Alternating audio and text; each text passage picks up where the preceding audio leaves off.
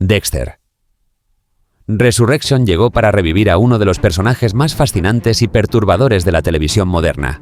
Y aunque la serie fue un éxito, dejó una lista considerable de inconsistencias que hacen levantar más de una ceja.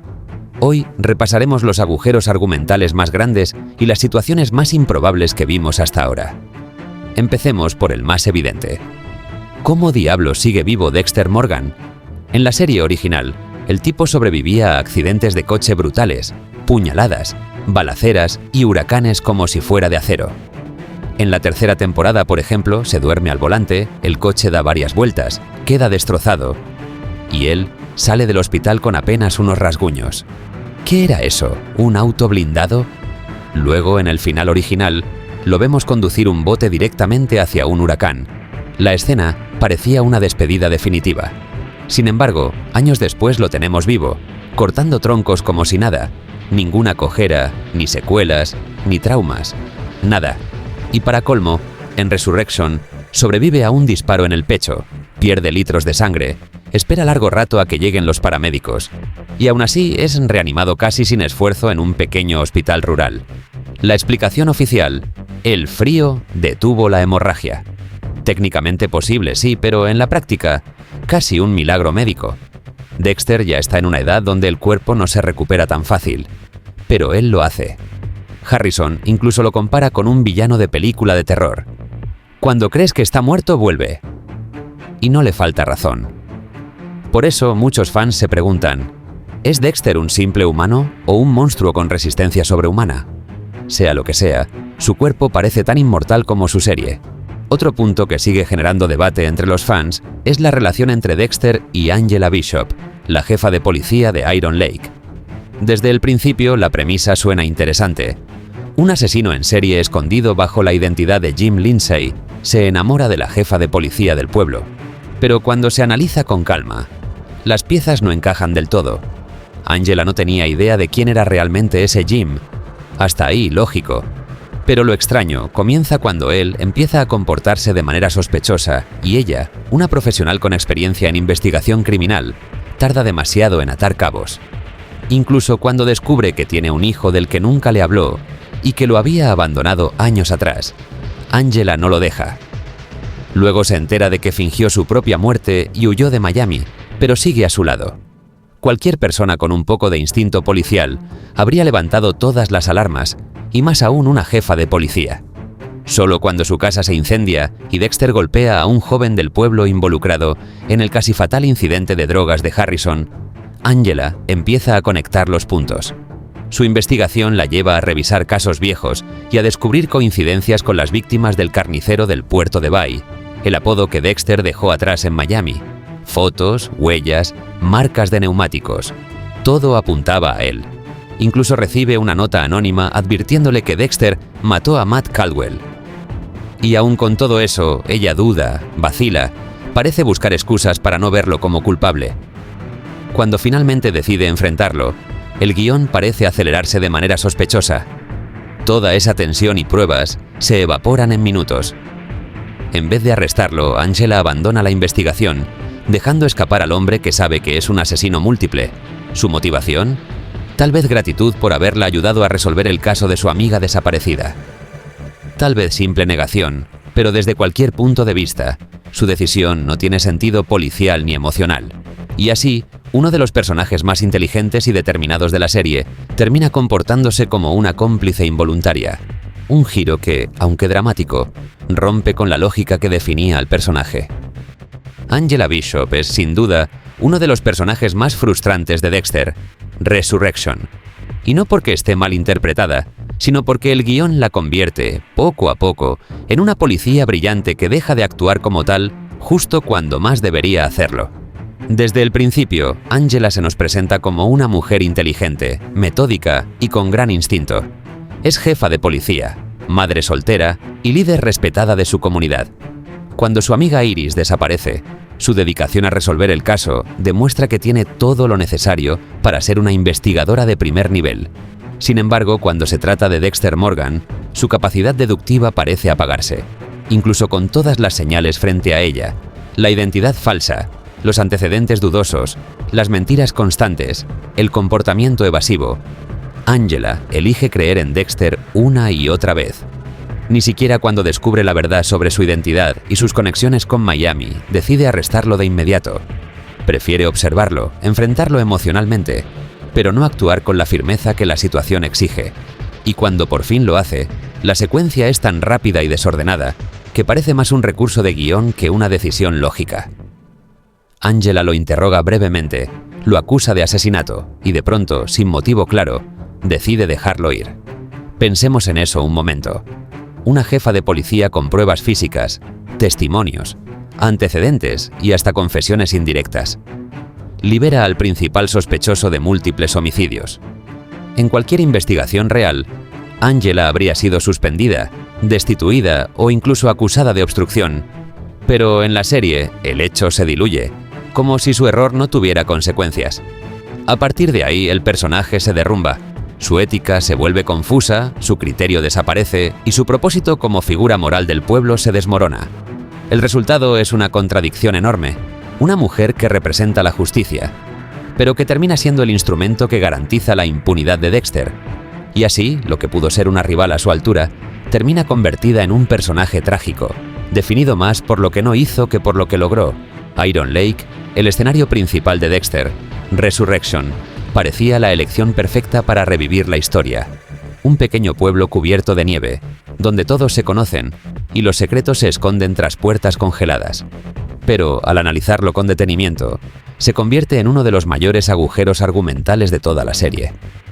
Este pueblo supuestamente tiene menos de 5.000 habitantes. Eso significa que todos saben quién es quién, dónde vive cada uno y hasta qué coche conduce. Sin embargo, durante meses, nadie sospecha de Dexter, un tipo solitario que vive en el bosque, trabaja en una tienda de armas y mantiene un ritual nocturno bastante extraño.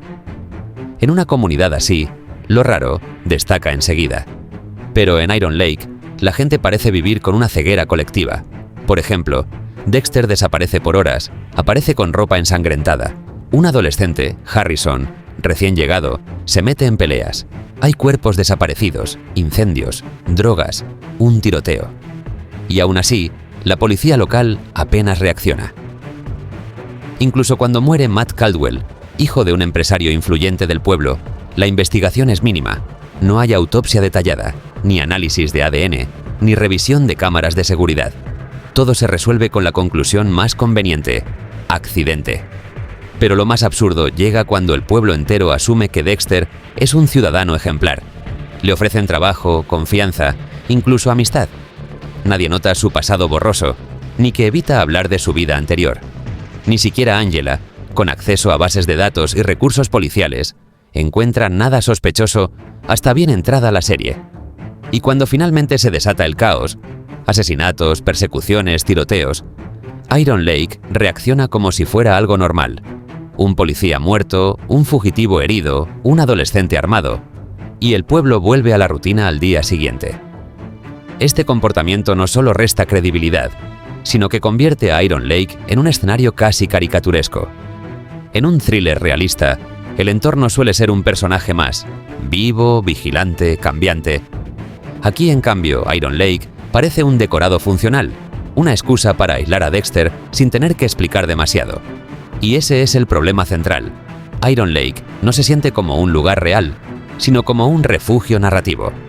Un sitio diseñado no para proteger a sus habitantes, sino para proteger al guión de sus propias contradicciones. Si Dexter parece un hombre casi inmortal, su hijo Harrison no se queda atrás. Desde su aparición en Dexter, Resurrection, se nos presenta como un adolescente profundamente marcado por el trauma. Su historia de vida es tan dura que resulta casi increíble que haya sobrevivido emocionalmente, y no solo eso. Su resistencia física y capacidad de recuperación parecen superar los límites humanos.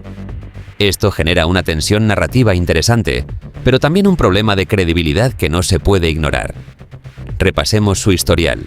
Su madre biológica fue asesinada.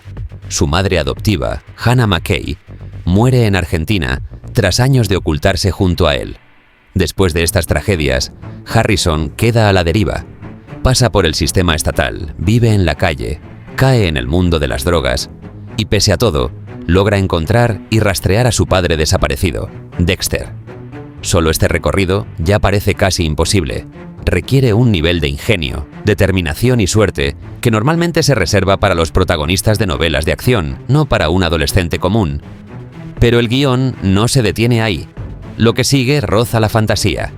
En Iron Lake, Harrison intenta reconstruir su vida y adaptarse a un entorno nuevo, lejos de las calles y de los traumas de su infancia. Sin embargo, pronto queda claro que ha heredado más de su padre de lo que él mismo podría entender. Se mete en peleas, manipula situaciones para ganarse admiración de sus compañeros y comienza a mostrar signos de comportamientos que podrían llevarlo a convertirse en un asesino. Hasta este punto, el arco psicológico del personaje es creíble. Un joven traumatizado, expuesto a la violencia desde pequeño, puede desarrollar defensas emocionales y conductas agresivas. El problema surge cuando estas capacidades se trasladan a la física. El ejemplo más evidente es su enfrentamiento con Ryan Foster, un huésped adulto del hotel donde Harrison trabaja. Ryan tiene casi 30 años, es más alto, corpulento y claramente más experimentado. En un escenario realista, Harrison tendría pocas posibilidades de siquiera mantenerse en pie ante él, mucho menos de derrotarlo. Sin embargo, Harrison no solo lo derriba, sino que lo golpea de manera brutal y termina matándolo. Todo esto prácticamente sin sufrir daño. La escena se vuelve aún más absurda cuando consideramos que Harrison es lanzado contra una bañera y recibe varios golpes en el torso. Al día siguiente, aparece sin un rasguño, sin cojeo y sin señales de dolor.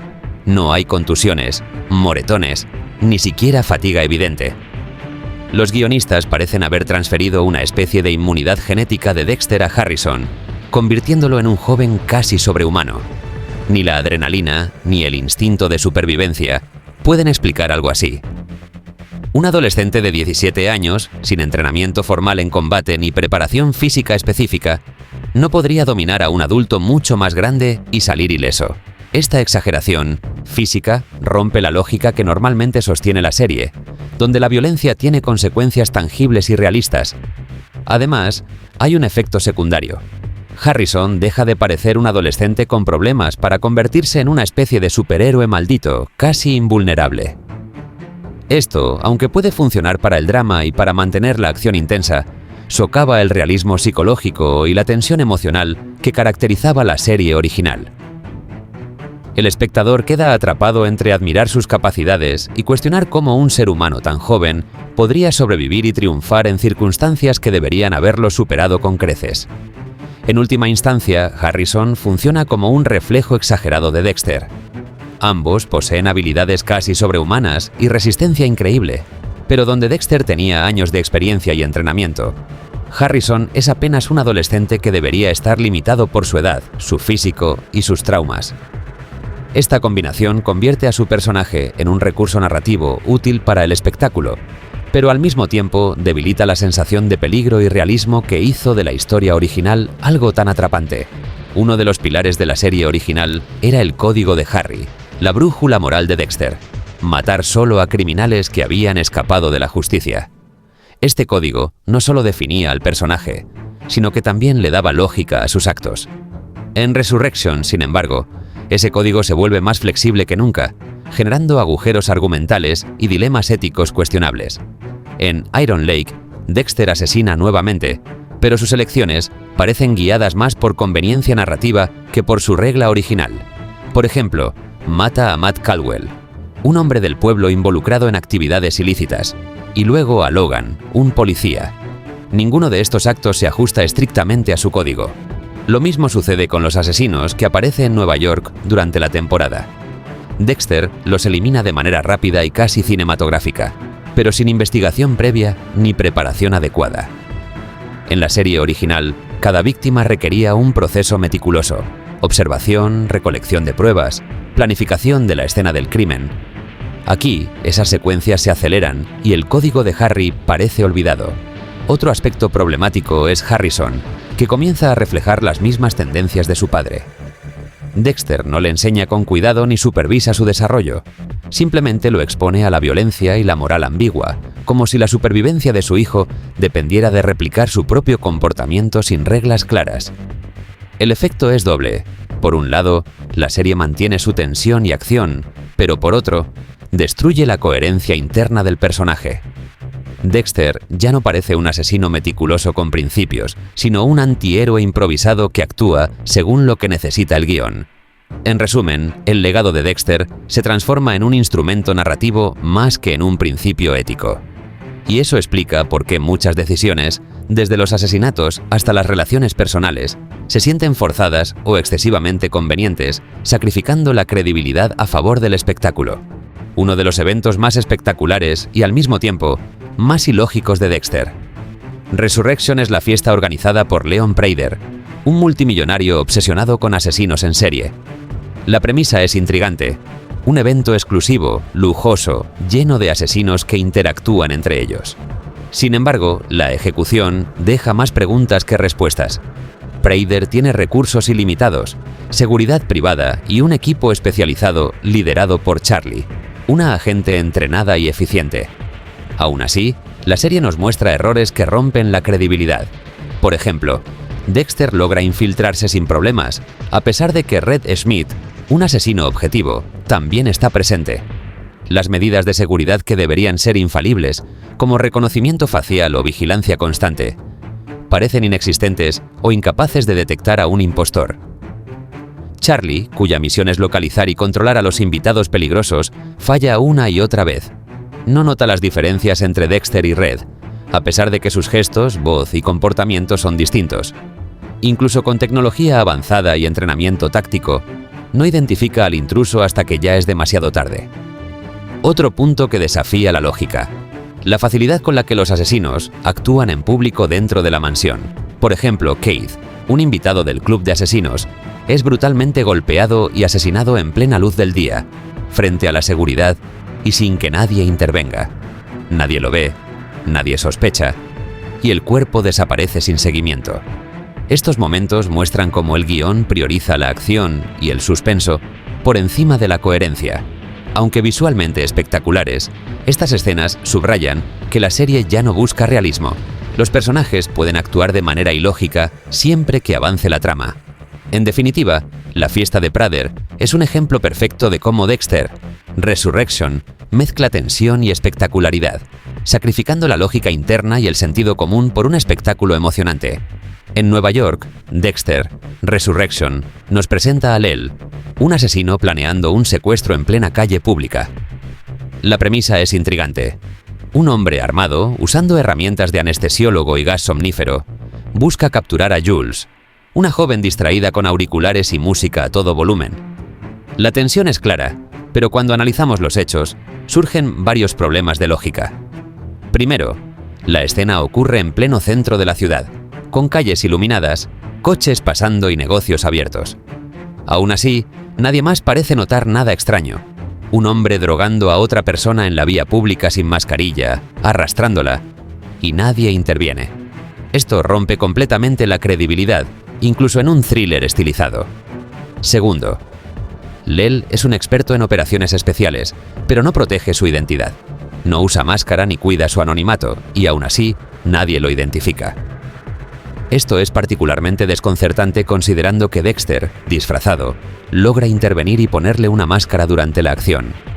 En cualquier escenario real, al menos un transeúnte habría llamado a la policía o grabado la escena. Tercero, Dexter, como siempre, actúa solo y con total impunidad. La serie repite un patrón conocido. El protagonista se mueve en espacios públicos sin consecuencias, mientras los demás personajes o la seguridad parecen invisibles. Esto funciona para el drama y la acción, pero requiere una enorme suspensión de incredulidad. Finalmente, el enfrentamiento entre Dexter y Lel demuestra otra vez que la serie prioriza espectáculo sobre lógica.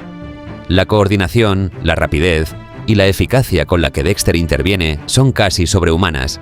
Cada detalle, desde el secuestro hasta la captura del agresor, está diseñado para que el protagonista luzca infalible. En resumen, la escena subraya un patrón en Resurrection. La acción visual impactante se impone al sentido común, obligando a los espectadores a aceptar situaciones que en la vida real serían imposibles. Después de revisar todos los elementos de Dexter, Resurrection Queda claro que la serie combina emocionante acción con agujeros argumentales enormes. Desde la supervivencia milagrosa de Dexter, hasta las habilidades sobrehumanas de Harrison, pasando por decisiones ilógicas de Angela y la seguridad casi inexistente en Iron Lake y Nueva York, muchos eventos requieren una suspensión de incredulidad extrema. Sin embargo, no todo es negativo. La serie mantiene la tensión, el suspenso y la complejidad emocional de los personajes. La conexión entre Dexter y su hijo Harrison, la vuelta de viejos antagonistas y los giros en la narrativa logran mantenernos enganchados. La cuestión es que el realismo, que fue uno de los puntos fuertes de la serie original, ahora cede terreno al espectáculo y la conveniencia narrativa. En otras palabras, Resurrection funciona como entretenimiento visual, como thriller intenso y lleno de acción, pero deja de ser una historia completamente creíble si se analiza con lupa.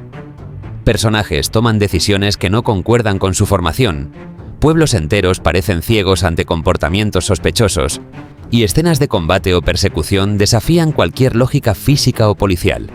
Aún así, la serie cumple con su objetivo. Nos mantiene pegados a la pantalla, pendientes de cada movimiento de Dexter y Harrison, y emocionados por cada enfrentamiento con asesinos y villanos. La moraleja implícita es que Dexter, Resurrection, se disfruta mejor cuando dejamos de lado la lógica estricta y nos dejamos llevar por la acción y el suspenso. En conclusión, los agujeros argumentales son evidentes, pero la serie sigue siendo un espectáculo adictivo.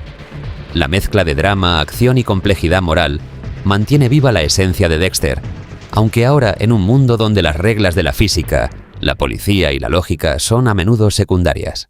En resumen, Dexter. Resurrection nos ofrece acción, suspenso y giros inesperados que nos mantienen al borde del asiento, pero al mismo tiempo nos enfrenta a agujeros argumentales y situaciones que desafían la lógica. La resistencia sobrehumana de Dexter y Harrison, la incredulidad de Iron Lake, decisiones cuestionables de los personajes. Todo esto nos recuerda que, aunque la serie es emocionante, a veces sacrifica realismo por espectáculo. Si te apasiona analizar cada detalle, descubrir las incongruencias y debatir sobre lo que realmente tendría sentido dentro del universo de Dexter, este canal es tu lugar.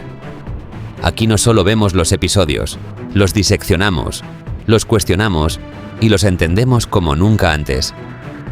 Así que no lo dudes, suscríbete ahora, activa la campanita y acompáñanos en cada episodio, cada teoría y cada agujero argumental que aún queda por descubrir. Porque si crees que conoces a Dexter, créeme, aún queda mucho que analizar.